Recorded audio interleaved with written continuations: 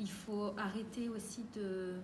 Mais ça, c'est un travail à faire sur nous, de banaliser en fait les mots ou les gestes. Non, ta gueule, c'est pas normal. On ne devrait pas avoir à subir ce genre de mots. Pute, salope, c'est pas normal non plus.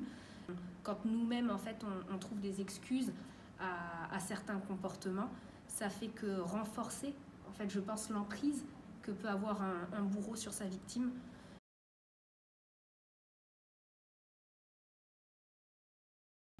Les conseils à donner aux femmes, ce qu'on peut leur donner comme conseil en tout cas, c'est de pouvoir en parler le plus tôt possible.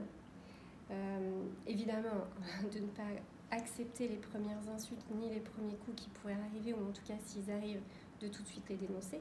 Et puis, ce qu'on peut leur conseiller, c'est de chercher à être entouré, pas forcément que de gentilles personnes, parce que je prends l'exemple d'un avocat. Si on prend un avocat qui nous ressemble, qui est gentil, c'est pas forcément lui qui va savoir nous défendre comme il faut.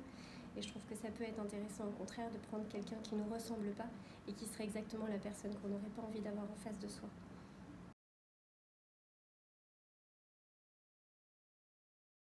Pour moi, la lutte contre les violences, c'est charger plus sur la prévention. La prévention pour les plus jeunes, j'entends, collège, lycée, sur ce qui vient avant les violences, mais ce qui fait le nid des violences aussi. C'est-à-dire la lutte contre les stéréotypes, l'éducation dans la vie sexuelle affective, le respect mutuel de l'autre, toute la culture de l'égalité en fait, qui va faire qu'on sera dans une société moins violente, plus mixte, etc.